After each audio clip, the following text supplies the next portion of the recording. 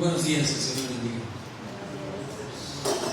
Les voy a pedir por favor si abren su Biblia allá en Filipenses, capítulo 3. Continuamos con el estudio que hemos estado siguiendo en algunos domingos. Y ahora estamos entrando al capítulo número 3 y vamos a leer del versículo 1 al 11. Versículo 1 al 11. El tema en esta mañana es el cambio de perspectiva que define tu destino. El cambio de perspectiva que define tu destino. Y dice la palabra de Dios de la siguiente manera, 3 del 1 al 11. Por lo demás, hermanos, gozaos en el Señor. A mí no me es molesto el escribiros las mismas cosas, y para vosotros es seguro. Guardaos de los perros, guardaos de los malos obreros, guardaos de los mutiladores del cuerpo, porque nosotros somos la circuncisión, los que en espíritu servimos a Dios y nos gloriamos en Cristo Jesús, no teniendo confianza en la carne, aunque yo tengo también de qué confiar en la carne. Si alguno piensa que tiene de qué confiar en la carne, yo más, circuncidado al 8º día, del linaje de Israel, de la tribu de Benjamín, hebreo de hebreos, en cuanto a la ley, fariseo, en cuanto a celo, perseguidor de la iglesia, en cuanto a la justicia que es en la ley, irreprensible. Pero cuantas cosas eran para mí ganancia, las he estimado como pérdida por amor de Cristo.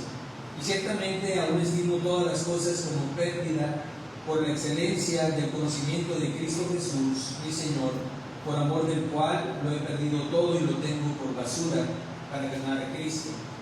Y ser hallado en Él, no teniendo mi propia justicia, que es por la ley, sino la que es por la fe de Cristo, la justicia que es de Dios por la fe, a fin de conocerle y el poder de su resurrección y la participación de sus padecimientos, llegando a ser semejante a Él en su muerte, si en alguna manera llegase a la resurrección de entre los muertos.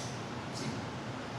Bien, como dije, el tema en esta mañana es la perspectiva que puede cambiar tu destino. Y bueno, si vemos la definición de esta palabra, perspectiva, es el punto de vista o la forma en la que un individuo analiza, comprende o experimenta una situación. Él tiene una perspectiva desde ese punto de vista, ¿sí? Y uno pudiera decir, y creo que también lo he dicho en algunas ocasiones, puede haber muchos puntos de vista. Hay alguien que dijo, pues no existe ni la verdad ni la mentira, todo depende del cristal con que se mira. Pues parece muy bonito, ¿verdad? Pero cuando lo comparas a los absolutos de la palabra de Dios, entonces pues no funciona, ¿sí? Porque mucha gente en ese relativismo pues dice, bueno, lo que para mí es verdad, a lo mejor para ti es mentira, o lo que para ti es la verdad, para mí es mentira. Pero cuando vamos a los absolutos, cuando vamos a la palabra de Dios y ves todo a través de ese cristal de la palabra de Dios, entonces cambia tu perspectiva de las cosas, las que, como pensábamos antes de venir a Jesucristo. A lo mejor muchas personas aún no le entregan su vida a Jesucristo y tienen su manera de ver las cosas como Pablo mismo las tenía. Pablo mismo tenía su propia perspectiva. De hecho, en el estudio de hoy veremos cómo se operó este cambio en la perspectiva que Pablo tenía del sentido de justicia y por consiguiente la forma de llegar al cielo por sus propios méritos. Era lo que andaba buscando. Él pensaba que así eran las cosas, ¿sí? Pero hasta el día en que se dio cuenta que su perspectiva pues no coincidía con la perspectiva de Dios. Ahora vamos a ver en 4 puntos. El primero de ellos es la perspectiva de los que confían en sus obras para salvación.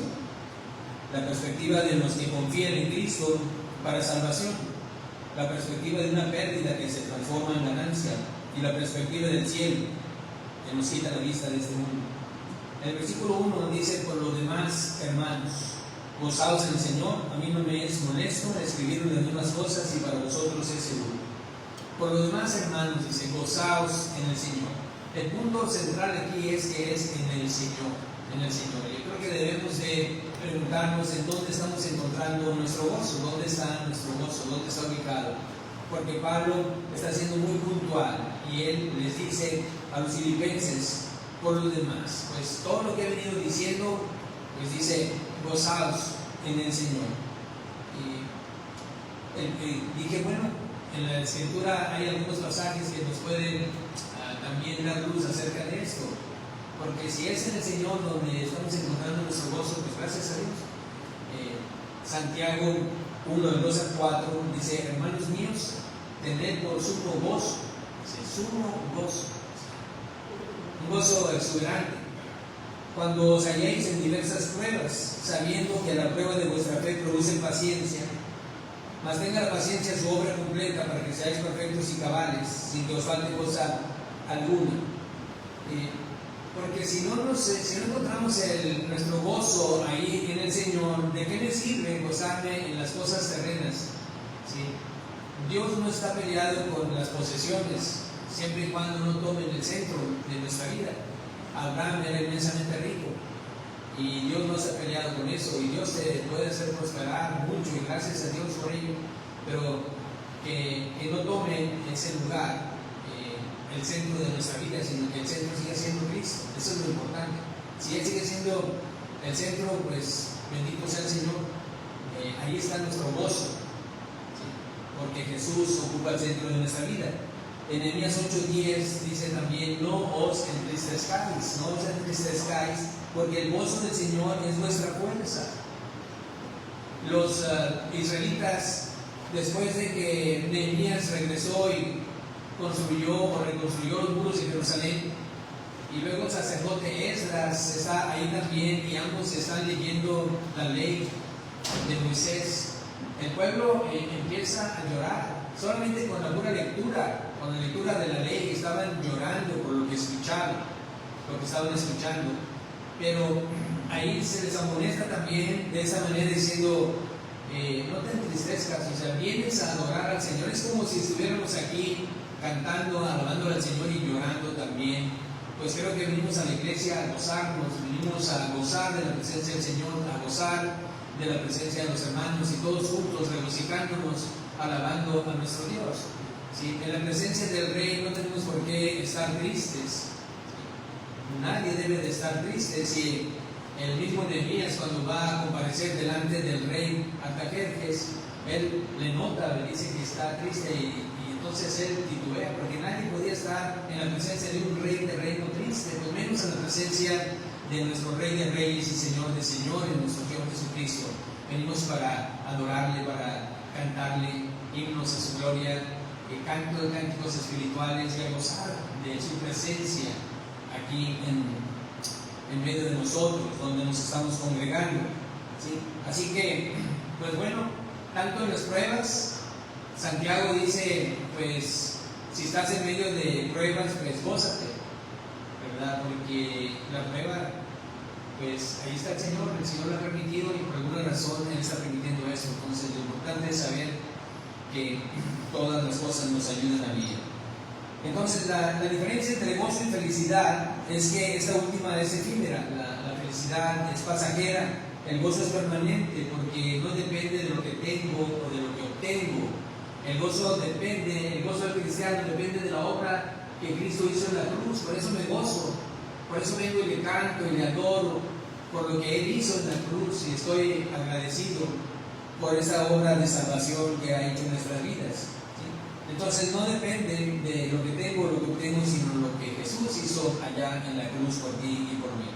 Nada se le puede igualar, no hay obra en este mundo que se le pueda igualar, no hay posesión en esta vida que pueda igualar la obra que Cristo hizo en la cruz, y por lo cual pues venimos con un corazón agradecido y lleno de gozo para cantarle, para adorarle, ¿sí? ¿Por qué decimos esto? Pues antes estaba ciego y ahora veo. Dijo el ciego de nacimiento, ¿verdad? Cuando fue preguntado, pues antes yo estaba ciego, pero ahora veo. Antes estaba perdido, pero ahora camino al cielo, ¿sí? Entonces, antes estaba muerto y ahora vivo. Entonces, ¿por qué no estar gozoso y alegre? ¿Sí? Feliz, porque Cristo ha hecho eso en la cruz del Calvario. Él nos ha dado perdón de pecados y vida eterna. Entonces, el gozo se mantiene a través de las circunstancias, no importa qué estés pasando. A veces pudiera ser, podemos incluso preguntarnos, pues Señor, estás aquí porque no te siento, no te veo, pero no necesitamos sentirlo. Nosotros sabemos que sí, porque la Escritura nos lo dice, ¿verdad? Y a veces podemos sentirnos así medio atribulados por ciertas situaciones o enfermedades que vienen, o a lo mejor de mi niño, de mi niña, o algo le está pasando a él, y yo obviamente me siento un poco oprimido por esa situación, pero volvemos la vista a la cruz y decimos, Señor, tú tienes una razón de por qué me estás haciendo pasar por eso, porque yo soy tu hijo, yo sé que tú me amas y tú me salvaste y ahora me has hecho ser parte de tu familia, entonces todas las cosas obran para bien. Así que el gozo se mantiene a pesar de las circunstancias, como dice allá en Romanos 5:3, hablando de que fuimos, desde el versículo 1, Pablo está diciendo, justificados pues por la fe, tenemos paz para con Dios por medio de nuestro Señor. Por medio de nuestro Señor Jesucristo. ¿Sí? Entonces, pero dice en el versículo 3, y no solo esto, sino que también nos gloriamos. Perdónenme. Sino que también nos gloriamos en las tribulaciones, sabiendo que la tribulación produce paciencia, y la paciencia prueba. ¿Estás pasando por una tribulación? Hay una razón. Dios te ama. Dios no está estamos dando un garrotazo. Dios te ama. Aún a pesar de que en medio de nuestras infidelidades, y porque muchas veces no somos fieles al Señor, el amor de Él no cambia. Dios te ama y te está haciendo pasar por eso con un propósito, pero suelta el control. Ya suelta. Queremos manejar nuestra vida como manejamos la pantalla, ¿verdad? Suéltalo. Dios quiere que mostrarse poderoso a tu vida. Dios quiere que veas cómo te respondió en la oración y que te goces y te alegres de cómo tienes un Dios poderoso que te protege, te quiere, te ama y quiere lo mejor para ti. Entonces la tribulación produce paciencia y la paciencia prueba y la prueba esperanza. Y prueba de que somos sus hijos. Dios nos está dando testimonio. Y entonces esa prueba, ese testimonio de que estás pasando por aquello, pero sientes la mano de Dios y sientes que Él está contigo y te está arropando aún en medio de la tribulación y del dolor. Esa es una prueba y un testimonio de que eres hijo de Dios y que Él está ahí, ¿verdad? Y por eso es que esto produce esperanza. Y la esperanza no avergüenza, dice, porque el amor de Cristo ha sido derramado en nuestros corazones por el Espíritu Santo que nos fue dado. Entonces todas estas cosas se producen como una cadena, ¿verdad? Todas vienen entrelazadas y unidas cuando le dejamos a Dios el control de todo. Entonces Pablo está diciendo, hermanos míos, gozaos en el Señor. Y fíjate quién te lo está diciendo, alguien que está encarcelado. Pero dice, gozaos en el Señor. Por lo demás, hermanos, gozaos en el Señor.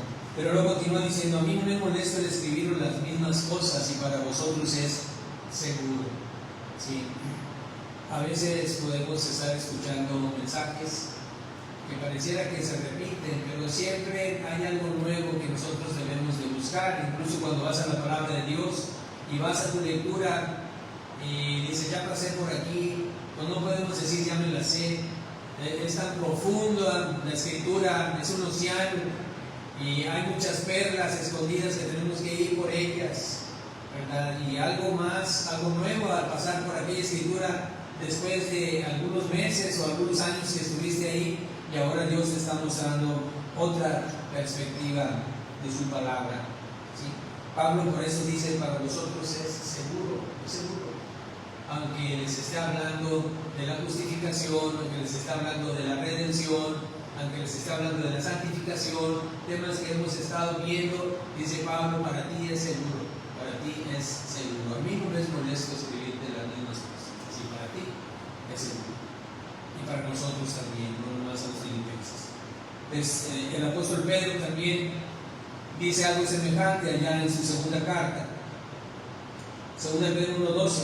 Por esto, dice Pedro, yo no dejaré de recordaros siempre estas cosas, aunque vosotros las sepáis y estéis confirmados en la verdad presente. Pues ¿quién podrá decir, eso ya lo escuché? Eso ya lo escuché. Mira, Dios tiene una razón a veces de darnos una vez y otra vez y otra vez. Como dice el libro de Proverbios, hablando de los jóvenes, no te lo he dicho ya 3 veces, ni te he escrito palabras de sabiduría. 1, 2, 3, el Señor sigue repitiendo su palabra porque tiene que mostrarnos algo particular a cada uno de nosotros. Así que Pedro también dice las mismas cosas que Pablo. ¿Sí? Yo no dejaré de recordaros siempre estas cosas, aunque vosotros las sepáis. Y vamos a pasar al punto número 1, que es la perspectiva de los que confían en sus obras para salvación. Yo quiero pedirle que ponga mucha atención en este punto, porque hay mucha gente que piensa que por sus obras, ¿verdad?, va a ir se le van a abrir las puertas de los cielos. Y dicen, ya está Pedro con las llaves, y voy a llegar y voy a decir, bienvenido, pase, te estábamos esperando. Pero no es así, no es por obras. Y Pablo está tratando ese punto ahí, porque había quienes estaban dentro de la iglesia que sí habían, vamos a decir, aceptado a Jesucristo, pero no lo estaban siguiendo por la fe, sino lo estaban siguiendo como por obras. Entonces, y por eso Pablo usa esta palabra muy fuerte en el versículo 2: guardaos de los perros, guardaos de los malos obreros, guardaos de los mutiladores del cuerpo. Fíjense nada más, que qué fuerte es el apóstol Pablo lo que está diciendo: guardaos de los perros. Y no se está refiriendo a los perros, a los animales. Cuídate del carro porque no te vaya a morder. Como a veces pasamos por unas casas y dice, cuidado con el perro. Pues no está refiriendo a eso, se está refiriendo a personas. Y MacArthur, en su comentario, dice ahí en la Biblia comentada de MacArthur, que durante el primer siglo los perros deambulaban en las calles, estaban los carrillos sueltos, y no se consideraban mascotas, no como en la actualidad, que pues ahí anda todo el mundo con su perro cargado, ¿verdad? Y lo llevan aquí, lo llevan allá, y no, yo tengo mi muy particular punto de vista, pero no quiero ofender a nadie, pero la Biblia es muy clara. Dios nos hizo a su imagen y semejanza, y no quiero dejar de mencionarte que los perros no son perritos.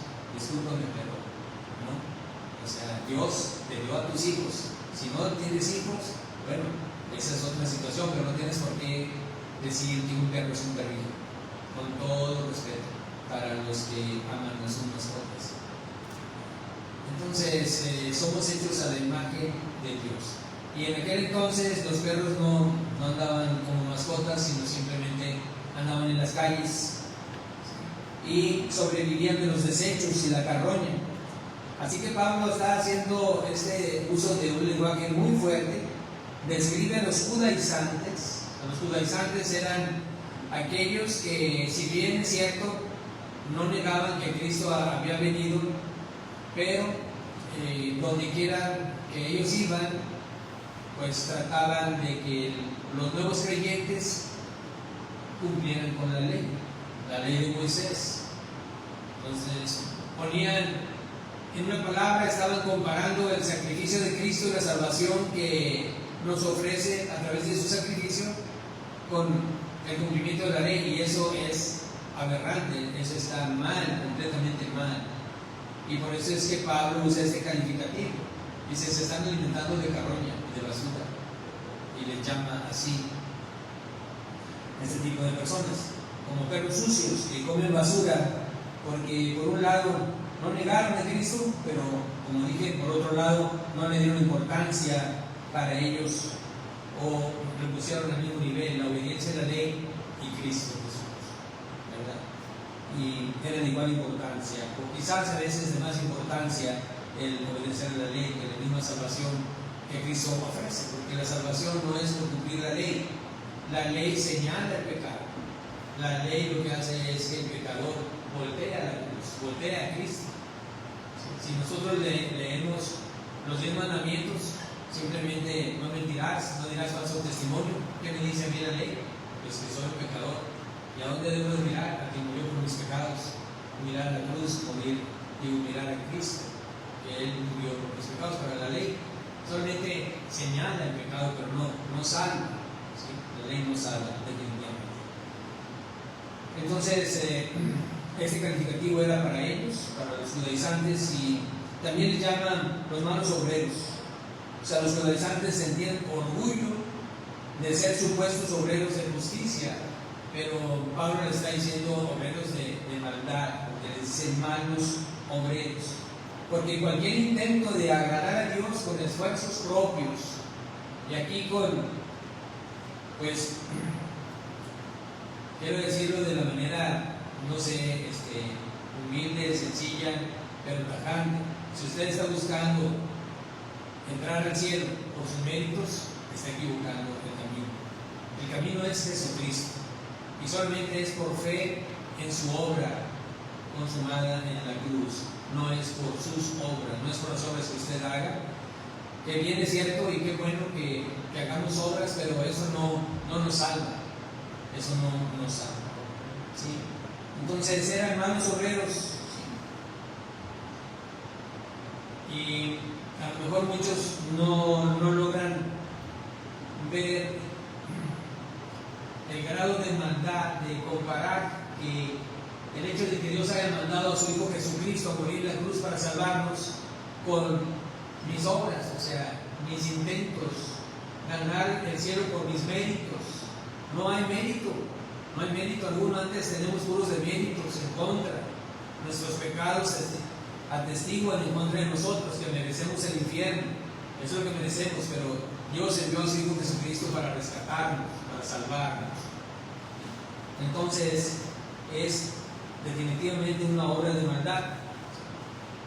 La redención solamente se logra, y Dios la logró a través de su Hijo Jesucristo al sacrificarlo en la cruz por ti y por mí.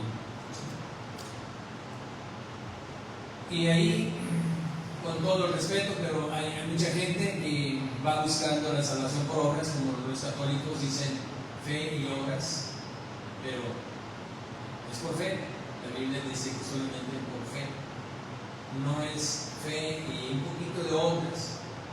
No, porque ese poquito que tú le quieres agregar mancha la obra de Cristo.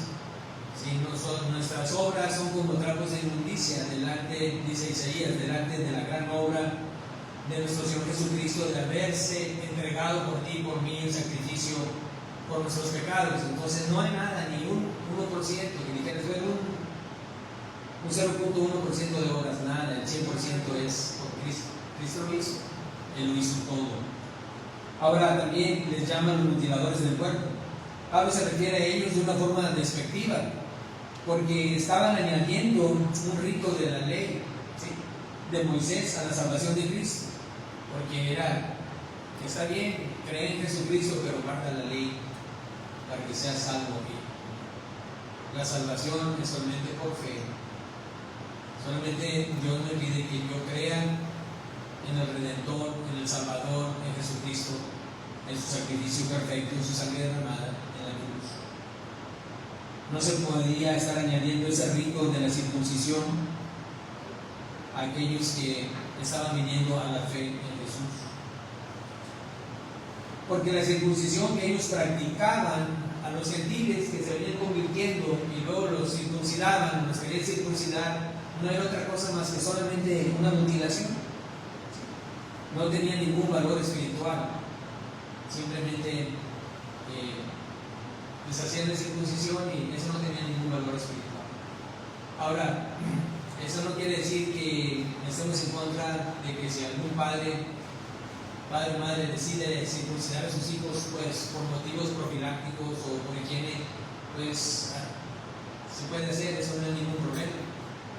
Eso no es ningún problema, pero aquí de lo que Pablo está hablando es de que la circuncisión, que fue un pacto entre Dios y Abraham y su descendencia, un pacto perpetuo, era una señal para el pueblo judío. ¿Sí? Ahora contextualizando el pasaje que estamos viendo, pues equivale a buscar el cielo mediante obras. Quizás estoy repitiendo lo que ya he dicho, como dicen algunos, que fe y obras. Pero nosotros sabemos, hermanos, lo que dice la Escritura y lo que dice la historia de la iglesia es que mucha sangre de los mártires se ha derramado precisamente por esta doctrina de la justificación. Por muchos siglos el creyente, la iglesia verdadera, ha sido perseguida porque la justificación es por fe. Y entonces, ¿perseguida por quién? Pues cuántos mártires, ¿verdad?, a manos de la gran Inquisición murieron, cuántos cristianos dieron su vida porque se mantenían diciendo es que solamente es por fe, no por obras. Romanos 3:21 al 28. ¿Qué es lo que dice? Romanos 3:21 al 28. Se los voy a leer.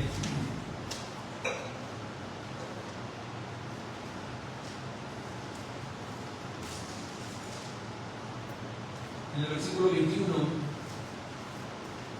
mi Biblia tiene un título que dice: la justicia es por medio de la fe. Y luego dice el versículo 21: pero ahora, aparte de la ley, se ha manifestado la justicia de Dios, testificada por la ley y por los profetas. La justicia de Dios por medio de la fe en Jesucristo. O sea, no hay otro camino, no se puede de otra manera ser justificados sino por medio de la fe en Jesucristo. Para todos los que creen en Él, porque no hay diferencia, por cuanto todos pecaron y están destituidos de la gloria de Dios, siendo justificados gratuitamente por su gracia, mediante la redención que es en Cristo Jesús. Fíjate, gratuitamente por su gracia, por la redención, o sea, por el rescate que Jesús dio por medio de su sangre, pagando nuestros pecados en la cruz.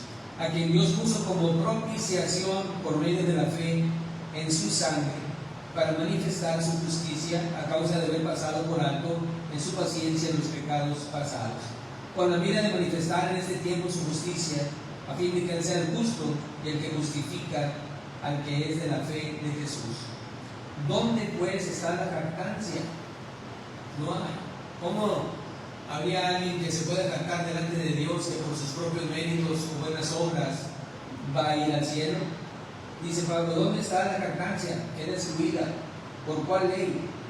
¿Por la de las obras? No, sino por la ley de la fe. Concluimos pues que el hombre es justificado por fe sin las obras de la ley. Y cualquiera que diga lo contrario está errado, porque la Biblia es muy clara. La justificación, para que Dios me vea justo a mí, es solamente por Cristo. Él me ha dado su manto de justicia y yo le he entregado mi manto de pecados. En la cruz del Calvario hubo esa transferencia. Todo aquel que cree en Jesucristo como su Salvador está depositando sus pecados en Cristo, porque Él los cargó en la cruz, y Él está diciendo: yo creo que Cristo murió por mí en la cruz, y está poniendo todos sus pecados ahí en Jesucristo, y que Jesucristo le da su manto de justicia, y entonces es justificado. Santiago 2:20, bueno, porque hay alguna aparente contradicción entre lo que enseña Pablo y Santiago. Lo que acabamos de ver ahorita, Pablo dice que la salvación se obtiene solamente por fe en Jesucristo. Somos justificados, la justificación es por fe. Pero Santiago 2:20 dice, si vamos a leerlo,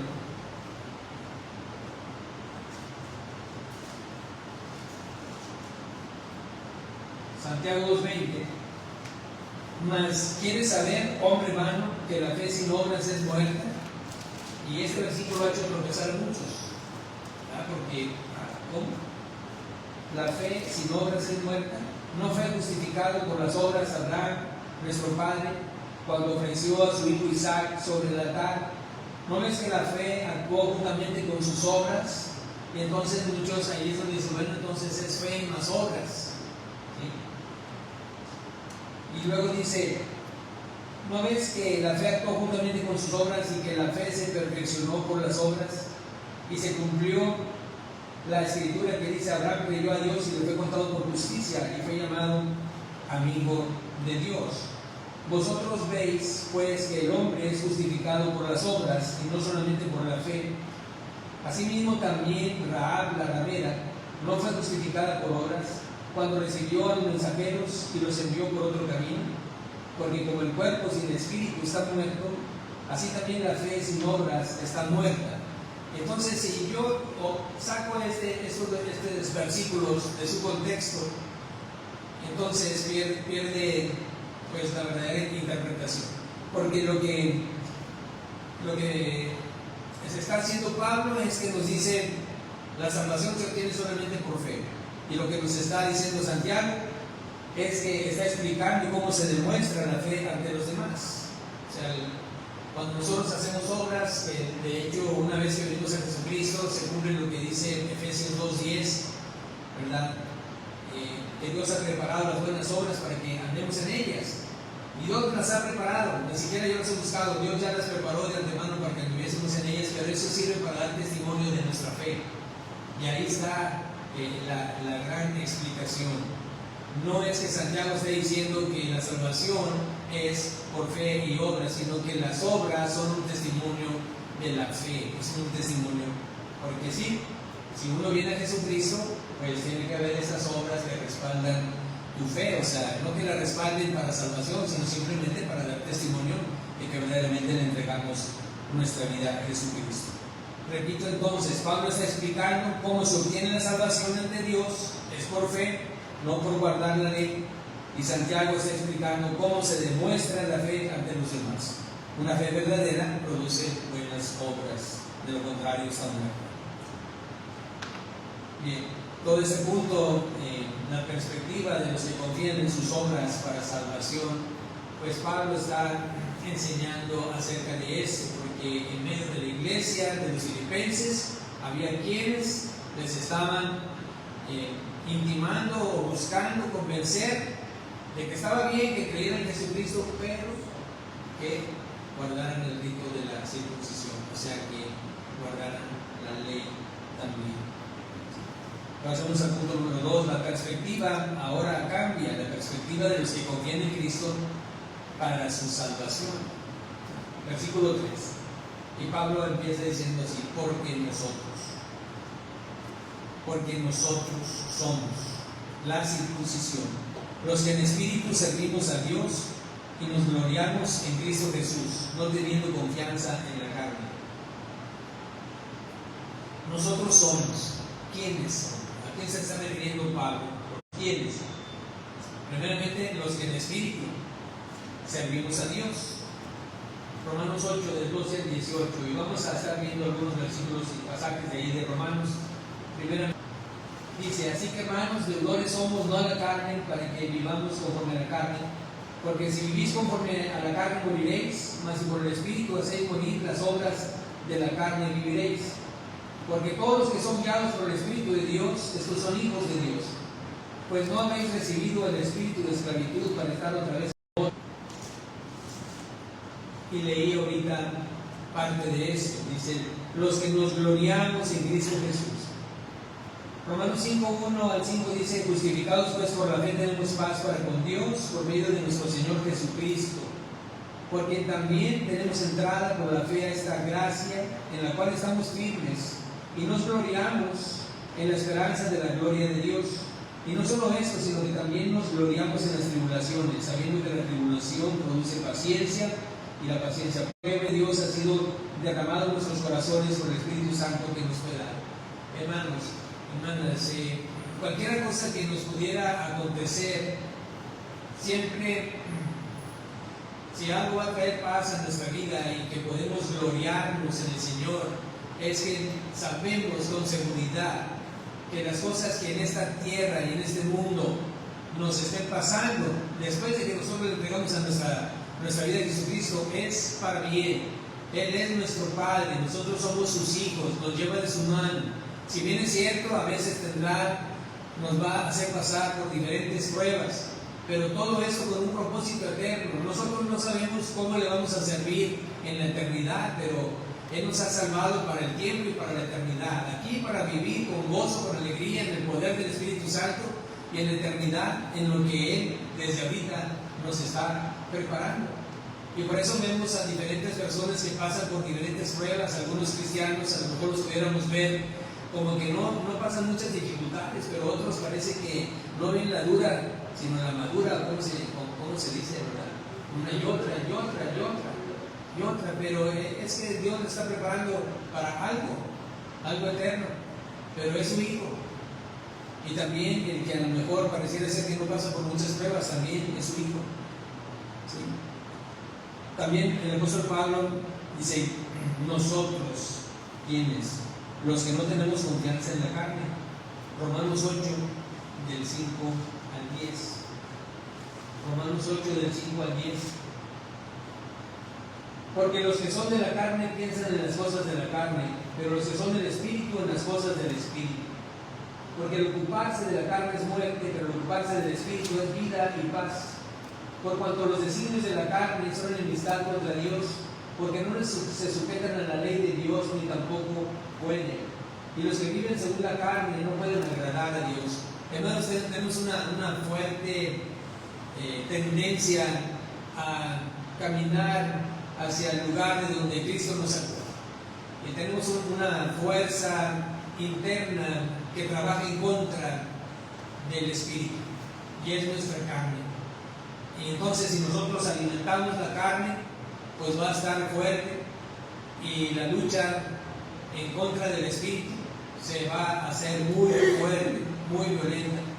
Entonces nosotros lo que tenemos que hacer es pues caminar conforme al Espíritu, es decir, alimentar las cosas del Espíritu, alimentarme de la palabra de Dios, alimentarme de lo que a Dios le agrada, llenar mi corazón, llenar mi mente, llenar mi alma de la palabra del Señor, buscando agradarle a Él.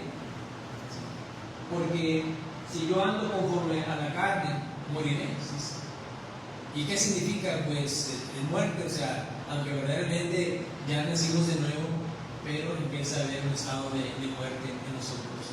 Y Dios no nos ha salvado para eso. El ocuparse de la carne es muerte, pero el ocuparse del Espíritu es vida y paz. Pues todo esto está diciendo Pablo ahí en el versículo 3, en los que en espíritu servimos a Dios y nos gloriamos en Cristo Jesús, dice, no teniendo confianza en la carne. Y los que hemos sido justificados con Dios o por Dios mediante la fe en Cristo, hemos sido ya justificados por Dios en Cristo, por la fe en Cristo. Él nos ha justificado, no por ritos externos como aquellos creyentes a los cuales se estaba buscando y llevar hacia la ley, no por obras, sino por la fe en nuestro divino Salvador. No es por ser bueno que voy a llegar al cielo, sino que más bien, y tengo que reconocer, es por mí, aunque sea malo y fui malo, ahora en Cristo Jesús Él ha cambiado las cosas, me ha cambiado mi perspectiva, de tal manera que me doy cuenta que ya no es por lo que yo haga en un esfuerzo propio, buscando méritos para llegar al cielo, sino por lo que Cristo ya hizo en la cruz. Pero Pablo dice, nosotros somos la circuncisión. O sea, la verdadera circuncisión no es la que se practica en la carne, sino la que se hace en el corazón. ¿Sí? Romanos 2, 28 al 29 nos aclara esto. En el capítulo 2 de Romanos Pablo dice, la circuncisión no es la que se practica en la carne, es la circuncisión del corazón. Desde un principio era lo que Dios estaba diciendo desde el mismo Génesis, que ahorita lo vamos a ver. ¿Sí? Romanos 2, 28 al 29. Pues no es judío el que lo es exteriormente, ni es la circuncisión la que se hace exteriormente en la carne, sino que es judío el que lo es en lo interior, y la circuncisión es la del corazón, en espíritu, no en la letra, la alabanza del cual no viene de los hombres, sino de Dios. Entonces, una manera de referirse al Israel de Dios, porque Pablo a veces, hablando de la iglesia que está siendo formada por judíos y gentiles, que en ambos pueblos Dios está haciendo uno solo, le llama el Israel de Dios, aquí le está llamando, somos la circuncisión, aquel pacto que Dios hizo con Abraham. Entonces dice, no es judío el que lo es exteriormente, somos ese pueblo de entre toda tribu, lengua y nación que Dios está formando el cuerpo de Cristo, que es la iglesia, sino que es judío el que lo es en lo interior, o sea, el que nace de nuevo, nace de lo alto. Y luego en Deuteronomio 36, si vamos a Deuteronomio 36, lo puede ver ahí en la pantalla, fíjate lo que dice el Señor: y circuncidará Jehová tu Dios tu corazón. Ya desde la misma ley, Dios mismo está refiriéndose, la verdadera circuncisión no es la que se hace en la carne, sino en el corazón, quitando esa capa, ¿verdad?, que solamente con la sangre de Cristo es quitada. Y circuncidará Jehová tu Dios tu corazón y el corazón de tu descendencia, para que ames a Jehová tu Dios con todo tu corazón y con toda tu alma, a fin de que vivas. Y pues qué hermoso es el Señor, ¿verdad? Porque aunque la circuncisión fue una señal para el pueblo de Israel, lo que verdaderamente está hablando lo espiritual de esto es que lo que Dios quiere es que nuestro corazón sea circuncidado. Es decir, cuando venimos a Jesucristo, ahora sí, aquel corazón de piedra está transformado en un corazón de carne, y ahora sí, lo que antes no seguíamos ni buscábamos, ahora lo estamos buscando, ahora lo estamos siguiendo. Hay una nueva naturaleza en nuestra vida, ¿sí? Y de tal manera que ahora buscamos las cosas que son de Dios y que le agradan a Él. Otros pasajes que nos hablan de esto, como Gálatas 5:6, porque en Cristo Jesús, dice, ni la circuncisión vale algo, ni la incircuncisión, sino la fe que obra por el amor. Y aquí a los Gálatas, pues Pablo está exhortando porque ellos estaban regresando a la ley. Digo, si hacían esto, dice, de la gracia habéis caído. En la gracia habéis caído, por lo demás murió Cristo. Entonces, ¿por qué se están regresando? Sea anatema, sea aquel que hace eso. Y tiene que aclararles y decirles que en Cristo Jesús no es ni la circuncisión vale algo, ni la incircuncisión, sino lo que vale es la fe puesta en el sacrificio de Cristo en la cruz. Cuando una persona se arrepiente y cree que Jesús tomó su lugar en la cruz y acepta a Cristo por fe, eso es lo que vale. También en Gálatas, pero 6:15 dice, porque en Cristo Jesús ni la circuncisión vale nada, ni la incircuncisión, sino una nueva creación. O sea, el haber nacido de nuevo. Santiago dice que por la palabra de verdad nosotros vivimos a nacer, sin nacer de lo alto, nacimos de nuevo, ¿sí? Por la palabra de verdad. Colosenses 2, del 11 al 12, dice el versículo 11, en él también fuisteis circuncidados, o sea, en Cristo, con circuncisión no hecha a mano, al echar de vosotros el cuerpo pecaminoso carnal en la circuncisión de Cristo, sepultados con él en el bautismo, en el cual fuisteis también resucitados con él mediante la fe en el poder de Dios que levantó de los muertos. Hermanos, esto apunta claramente a una obra espiritual, y cuando cualquier persona el día de hoy, en este mes, en este día, le entrega su vida a Jesucristo, lo que Él está diciendo es que Jesús se llevó sus pecados a la tumba.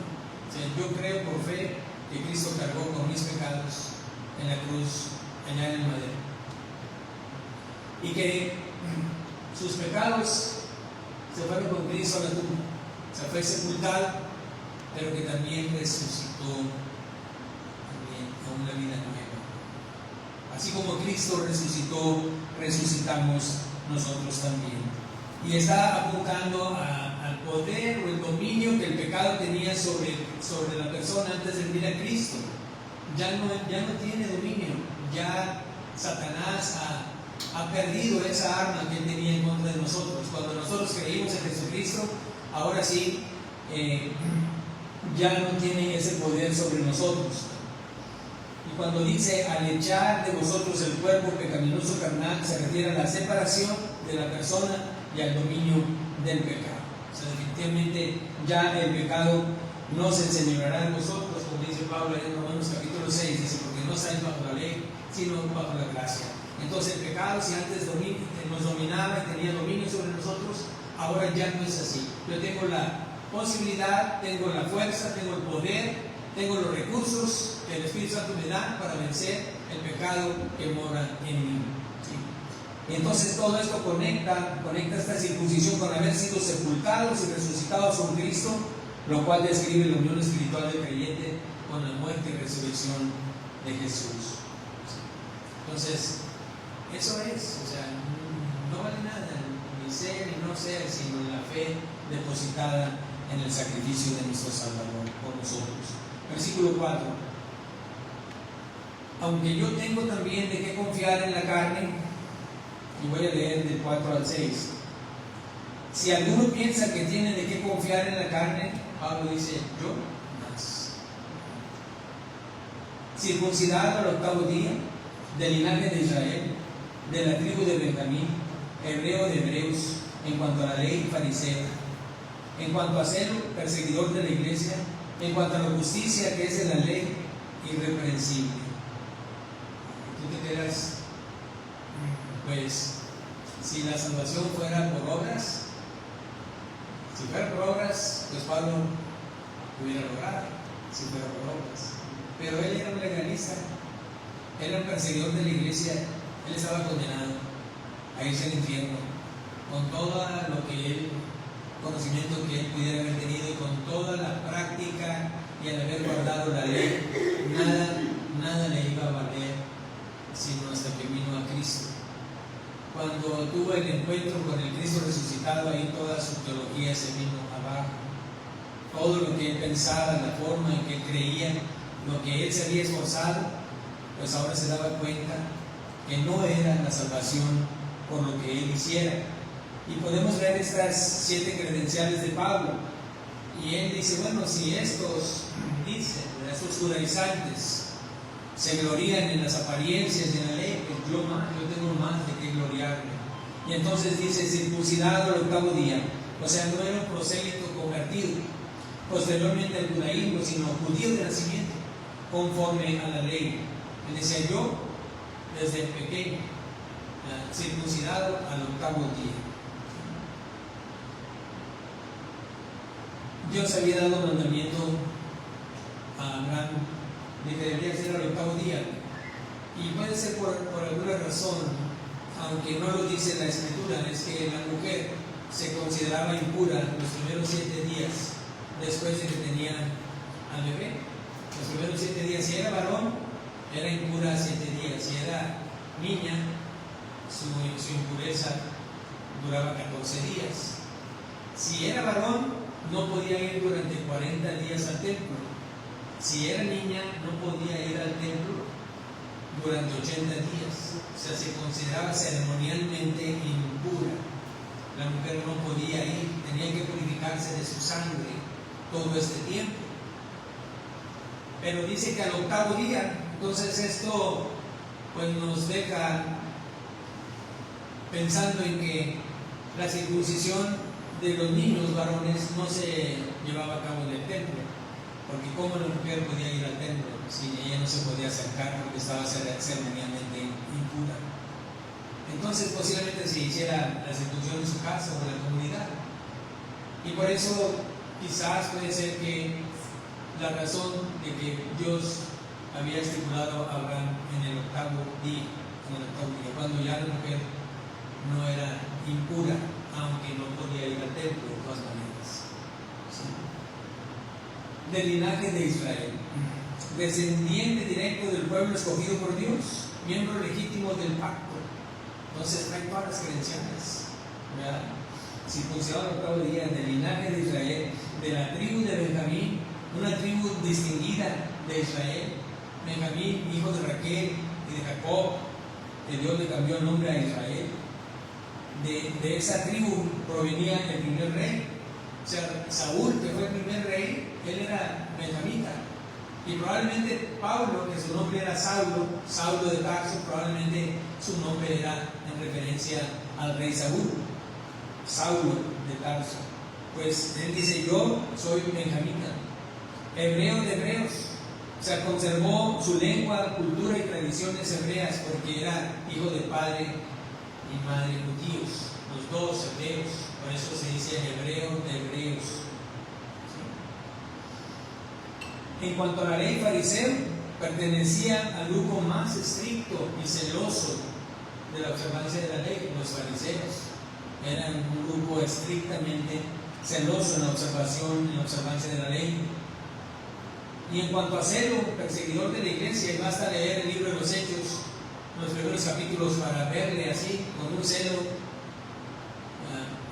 por su religión, y que andaba persiguiendo a la iglesia, hasta que, como dije, se encontró con el Señor Jesucristo, y él le dice: Saulo, Saulo, ¿por qué me persigues? O sea, ¿por qué? Porque perseguir a la iglesia es perseguir a Cristo. Y si alguien se atreve a perseguir a la iglesia, está persiguiendo a Cristo, y a él tendrá que enfrentarlo. En cuanto a la justicia irreprensible, o sea, desde el punto de vista externo, llevaba una vida tan cuidadosa. Y quiero que pienses en aquel niño, ¿verdad? En Pablo, cuando era niño, y cómo fue instruido, conociendo todos los preceptos de la ley de Dios, que algunos han catalogado y han numerado como 613 preceptos y mandamientos. Entonces, imagínate aquel niño, ¿no?, crecer como un joven, y luego pertenecer a esta secta y ser instruido bajo los pies de Gamaliel, que era un gran maestro de las Escrituras. Entonces tenía muchas credenciales, pero ninguna de ellas le servía. Ninguna de ellas le servía.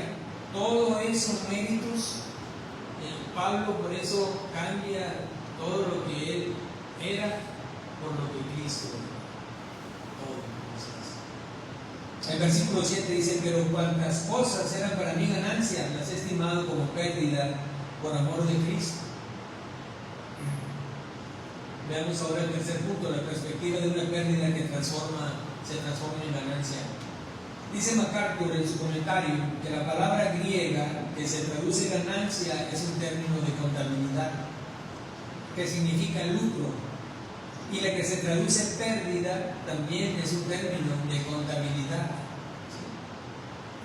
Pérdidas, ganancias, que describen una pérdida bursátil.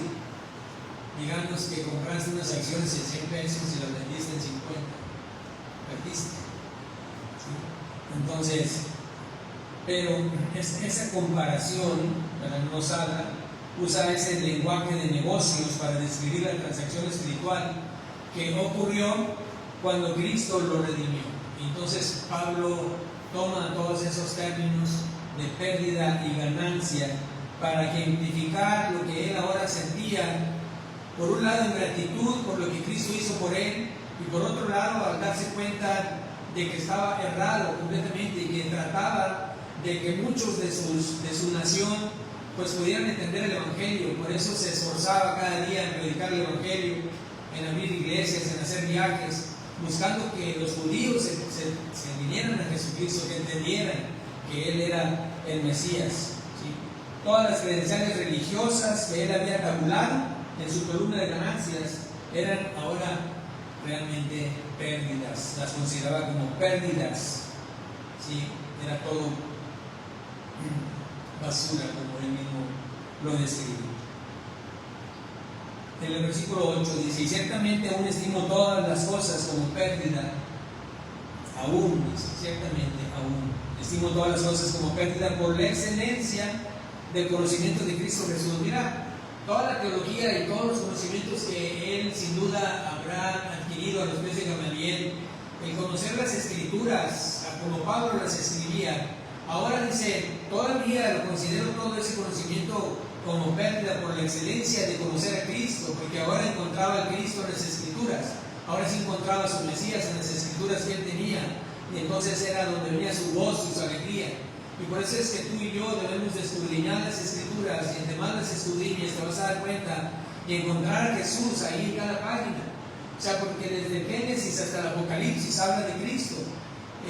La centralidad de Cristo, el punto central y focal de la Escritura es Cristo. Y lo puedes encontrar en Génesis y en cada capítulo lo puedes encontrar. Hay quienes se han dado la tarea de buscar a Cristo en cada capítulo de la Escritura. Dice, aquí está hablando de Cristo, aquí está hablando de Cristo. Y cuando ves esas cosas y esa revelación, o esa, más que revelación, esa iluminación viene a tu vida, realmente, wow, te sientes lleno, te sientes satisfecho. Ya no es lechita, no es leche espiritual, sino que estás participando de alimento más sólido y wow, encontrar a Cristo ahí, qué hermoso es. ¿Sí? Entonces todo esto estaba pasando con Pablo y también puede pasar contigo y conmigo. Cristo es el centro de todo.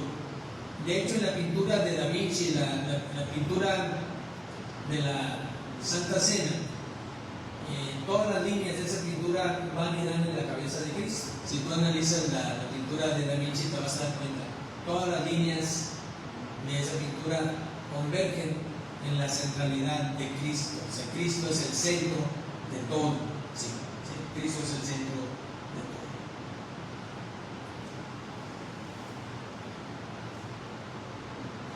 Bartlett es un hermano de Cristo. Bartlett, en su libro El creyente siempre en crecimiento, pregunta: ¿por qué Pablo estima como pérdida lo que antes estimó como ganancia? Y podemos verlo en el versículo 7. Lo primero que vemos es por amor de Cristo. Dice al final del versículo 7: por amor a Cristo, por cuantas cosas eran para mí ganancia, las he estimado como pérdida por amor a Cristo. O sea que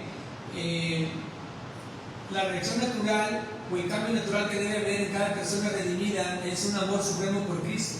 Es una de las principales evidencias de un nuevo nacimiento, un amor supremo por Cristo, amor por las Escrituras, amor por la palabra de Dios, amor por las almas perdidas.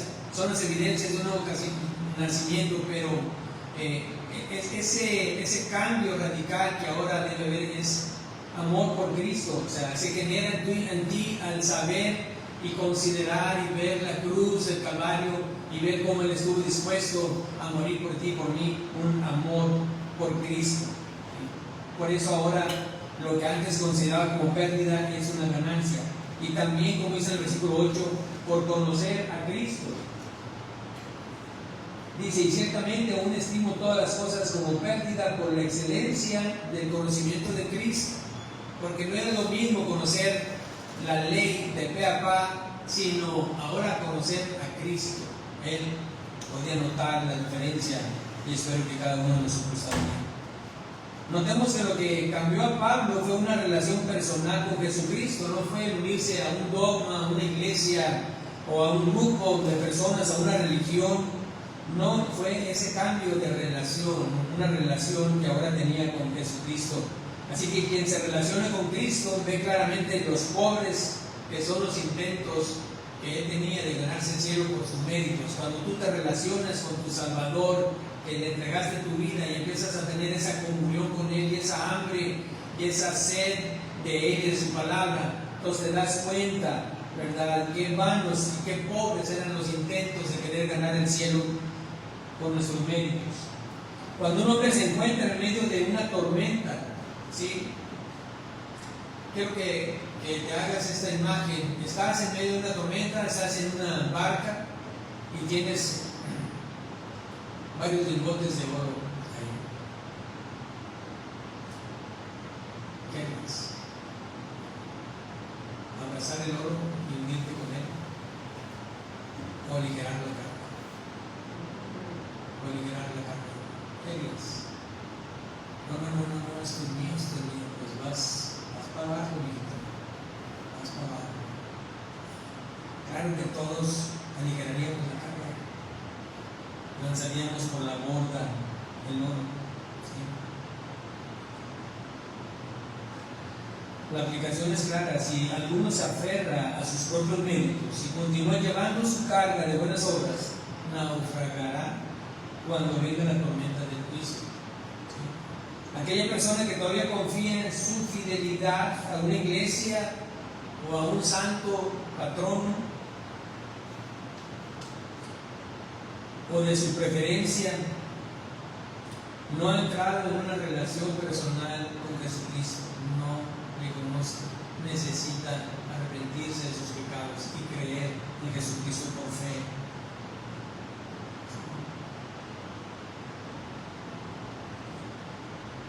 Cuando uno mira a Cristo como solo Él es, sus valores automáticamente cambian. Cambió nuestra manera de ver. ¿Cómo veíamos antes las cosas? Todo cambia. Completamente cambia la perspectiva. Porque ahora se da cuenta que solo Él puede salvarlo.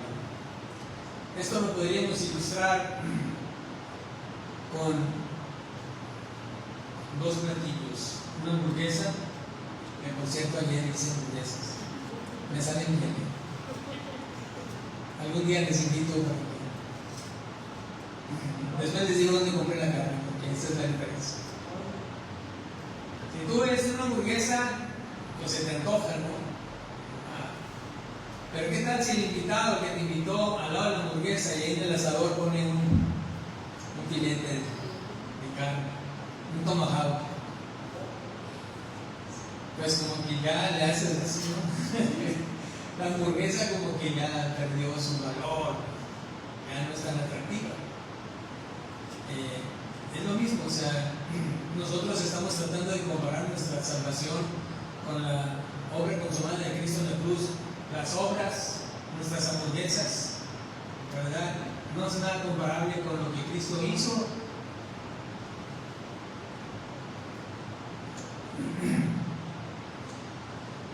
La vida cristiana, dice Bartlett, no siempre es una lucha por dejar ciertas cosas que nos gustan. Y ponga atención a esto, porque muchas personas, cuando les hablamos del Evangelio, dicen, no, pero es que voy a tener que dejar esto y esto y aquello. O si no te lo dicen, lo piensan. Y yo quiero seguir aferrado a estas cosas. Pero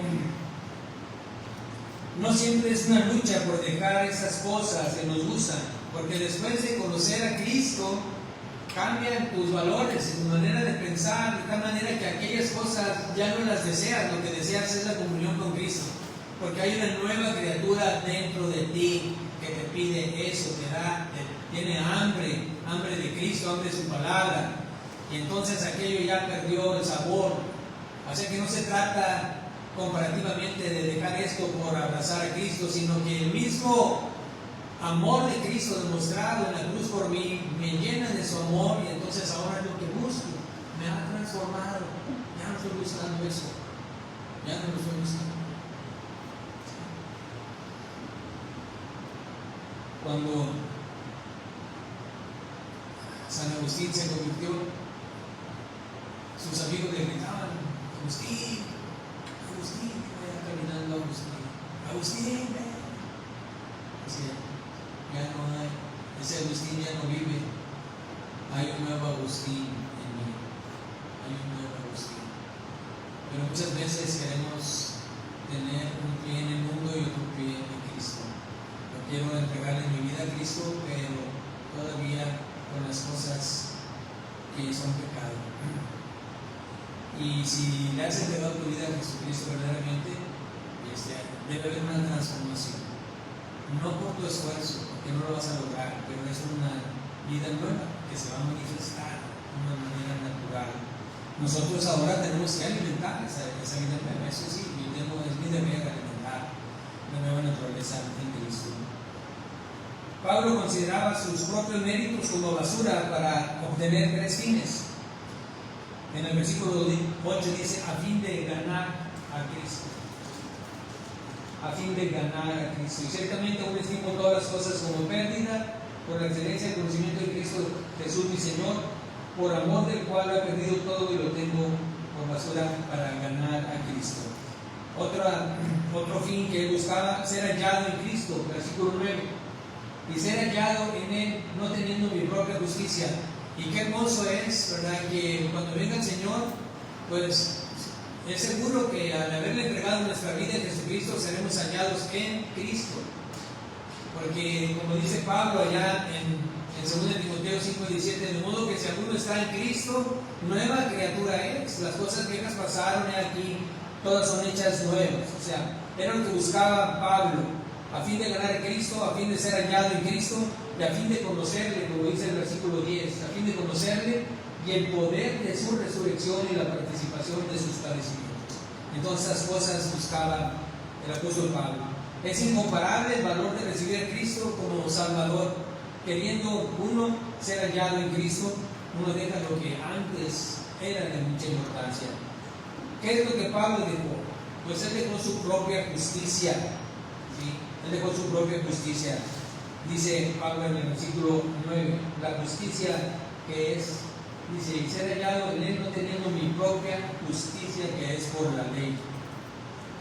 Eso tuvo que dejar Pablo, su propia justicia. ¿Sí? El que es hallado en Cristo acepta de Él lo que jamás Él podría haber logrado por sí mismo.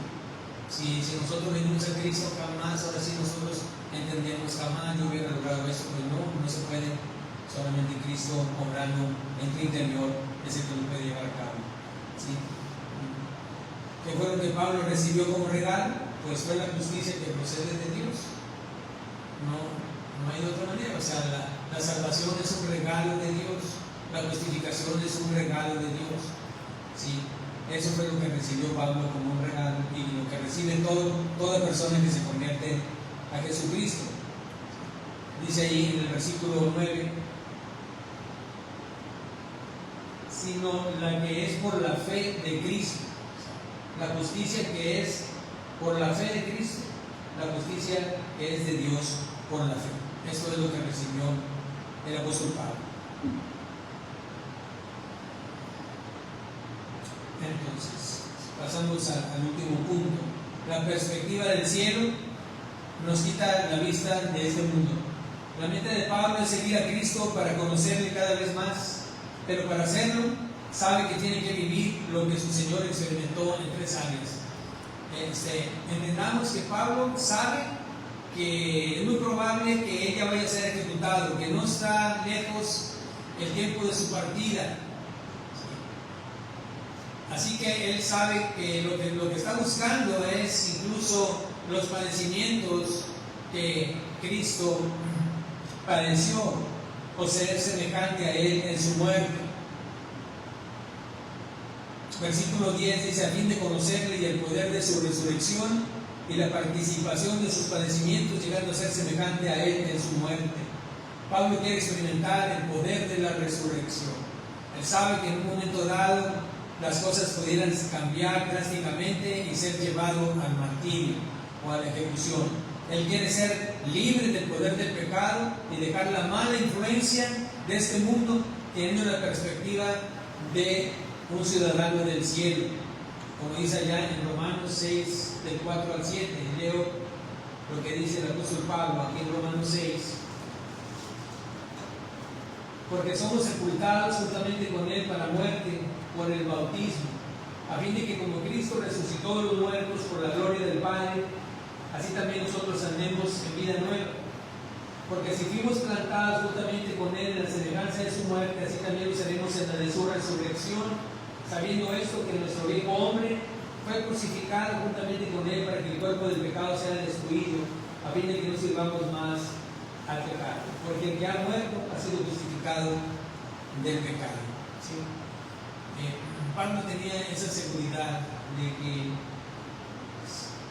ya lo que se había operado en él al creer en Jesucristo les había llevado a la sepultura y a la resurrección.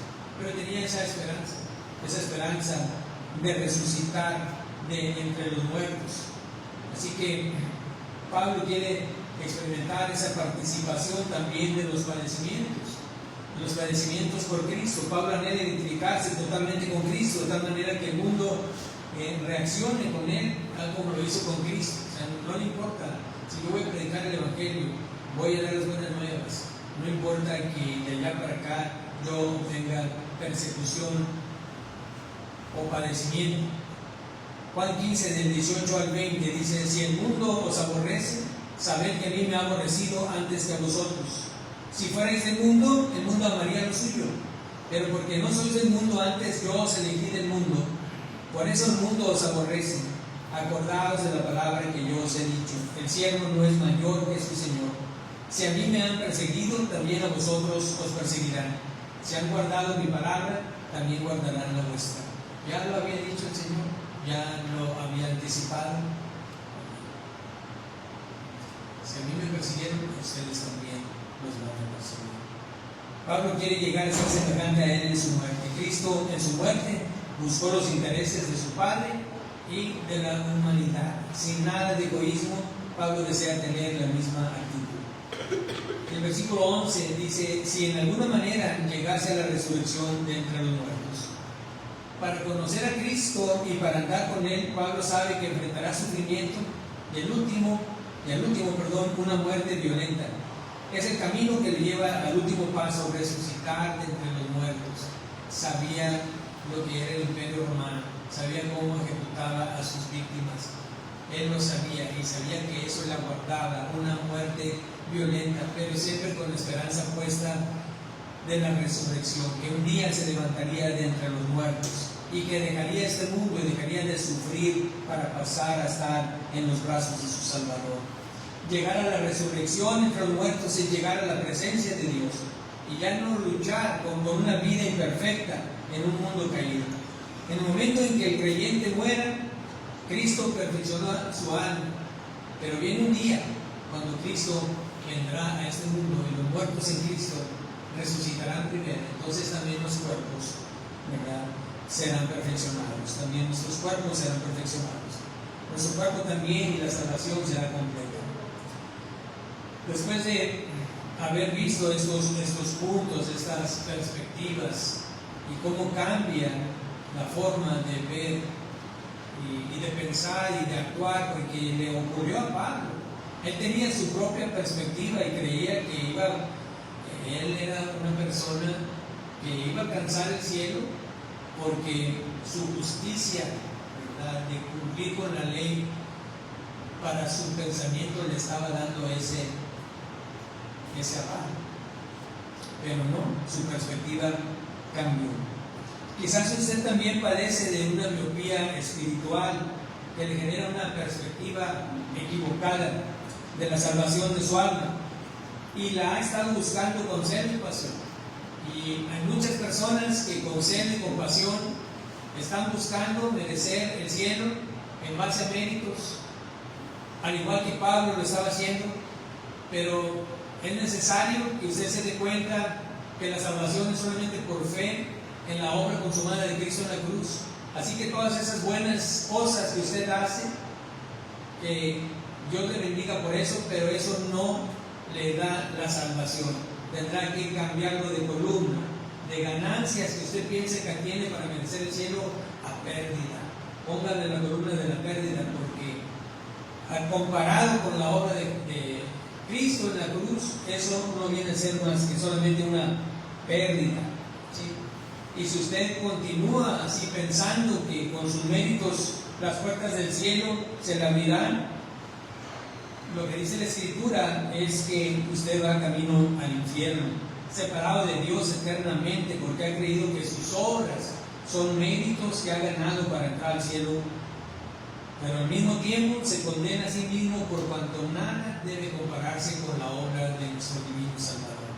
Y así es, definitivamente así es. Bendito sea nuestro Salvador, nuestro Señor Jesucristo, que al dar su vida en rescate por nosotros, derramando su preciosa sangre para perdón de nuestros pecados, Él ha logrado la salvación de todo aquel que en Él cree. Así que si usted cree en Jesucristo, usted será salvo solamente por fe, no por las obras de la ley, ni por buenas obras que usted esté haciendo. Póngalo en el lado de las pérdidas y entréguele su vida a Cristo. Él le salvará. Vamos a orar para terminar. Bendito Dios, Padre Santo, queremos darte gracias por tu palabra en esta mañana.